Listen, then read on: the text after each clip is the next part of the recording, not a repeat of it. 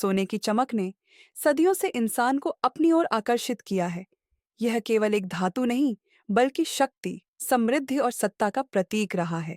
लेकिन जब यही सोना रहस्य बन जाए, तो उसकी कीमत से अधिक उसकी सच्चाई की खोज जरूरी हो जाती है।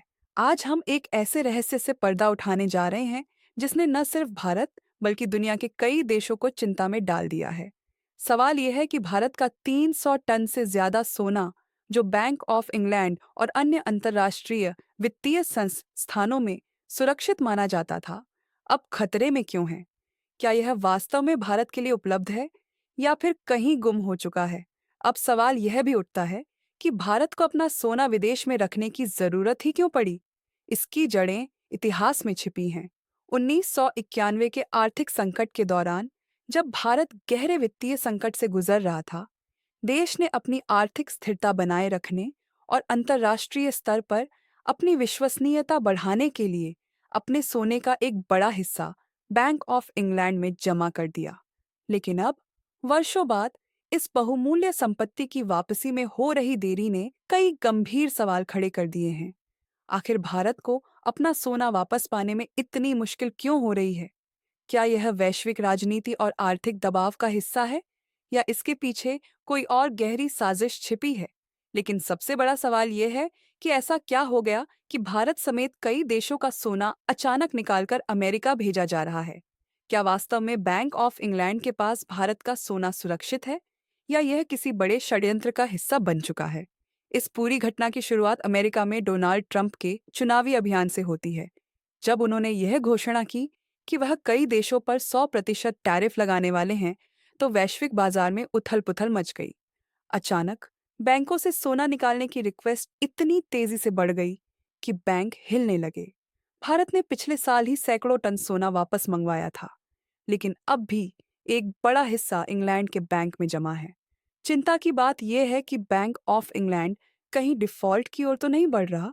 पहले जहां सोना 2-3 दिनों में वापस मिल जाता था, अब उसे लौटाने में महीनों लग रहे हैं। यह संकेत देता है कि या तो बैंक के पास भारत का सोना मौजूद नहीं, या फिर यह कहीं और फंस चुका है। सबसे चौंकाने वाली बात यह है कि इस पूरे खेल में सबसे ज्यादा फायदा अमेरिका, इंग्लैंड और स्विट्जरलैंड को हो रहा है। पास पास होने के बावजूद सोना पहले स्विट्जरलैंड भेजा जा रहा है, जहां इसे पिघलाकर छोटे छोटे बार्स में बदला जा रहा है। सवाल यह उठता है कि क्या यह सिर्फ एक तकनीकी प्रक्रिया है, या इसके पीछे कोई बड़ा वैश्विक आर्थिक षड्यंत्र छिपा हुआ है? लेकिन सवाल यह है कि ऐसा क्यों किया जा रहा है?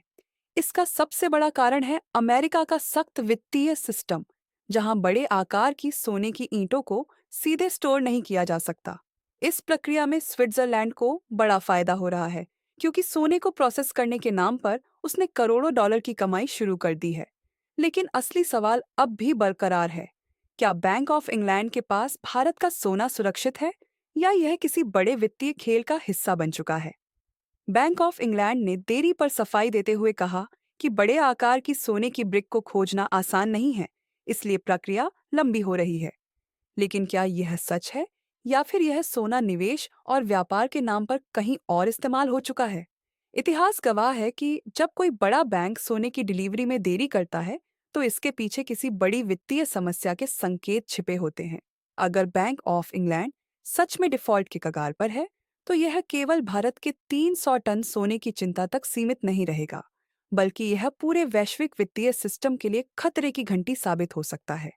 1930 के दशक की महामंदी, ग्रेट डिप्रेशन के दौरान भी ऐसा ही हुआ था, जब बैंकों के पास ग्राहकों के पैसे लौटाने के लिए पर्याप्त भंडार नहीं था, और इससे एक भयंकर बैंकिंग संकट पैदा हो गया था।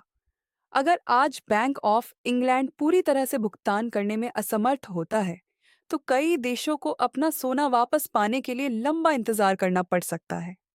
सबसे ज्यादा फायदा उन देशों को होगा जिनके पास पहले से ही पर्याप्त सोने का भंडार मौजूद है, जैसे कि चीन और रूस। ये दोनों देश पहले से ही बड़े पैमाने पर सोना जमा कर रहे हैं, और अगर इंग्लैंड कमजोर पड़ता है, तो यह अपनी आर्थिक पकड़ और मजबूत कर लेंगे। लेकिन सबसे खतरनाक स्थिति तब होगी अगर बैंक ऑफ इंग्लैंड ने यह सोना गुपचुप तरीके से किसी अमेरिकी या यूरोपीय संस्था को लोन पर दे दिया हो। अगर ऐसा हुआ, तो भारत को अपना सोना वापस पाने के लिए सालों तक इंतजार करना पड़ सकता है। भारत के लिए यह स्थिति बेहद चिंताजनक है, क्योंकि यह सोना सिर्फ भंडारण के लिए नहीं, बल्कि हमारी मुद्रा और वित्तीय स्थिरता के लिए भी अत्यंत महत्वपूर्ण है।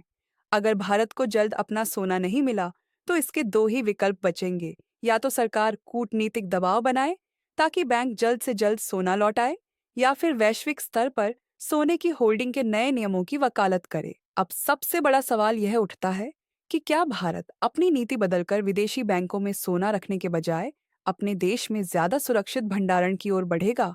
अगर हाँ, तो भारत जल्द ही वैश्विक सोने के बाजार में एक प्रमुख खिलाड़ी बन सकता है, जहां वह केवल एक ग्राहक नहीं, बल्कि एक मजबूत वित्तीय शक्ति के रूप में उभरेगा। इस पूरे घटनाक्रम से हमें यह भी संकेत मिलता है कि आने वाले वर्षों में डॉलर और यूरो जैसी वैश्विक मुद्राओं की पकड़ कमजोर पड़ सकती है, और सोना फिर से आर्थिक स्थिरता का केंद्र बन सकता है, और सोना फिर से असली ताकत बनकर उभर सकता है। अगर बैंक ऑफ इंग्लैंड की स्थिति और बिगड़ती है, तो लोग बैंकों से पैसा निकालकर सीधे सोने में निवेश करने लगेंगे, जिससे इसकी कीमतें नई ऊंचाइयों पर पहुंच सकती हैं। यह भारत के लिए एक बड़ा अवसर भी हो सकता है। अगर भारत अपनी गोल्ड पॉलिसी को मजबूत करता है, तो वह भविष्य में आर्थिक महाशक्ति के रूप में उभर सकता है। लेकिन अगर भारत इस मौके को चूकता है, तो यह दौड़ में पीछे भी रह सकता है। अब सबसे बड़ा सवाल यह है कि क्या बैंक ऑफ इंग्लैंड अपनी वास्तविक स्थिति को स्वीकार करेगा, या पर्दे के पीछे कोई बड़ा खेल चल रहा है? अगर अगले कुछ महीनों में भारत समेत कई देशों ने अपना सोना वापस मांग लिया और बैंक के पास पर्याप्त भंडार नहीं हुआ, तो यह एक नए वित्तीय संकट की शुरुआत हो सकती है।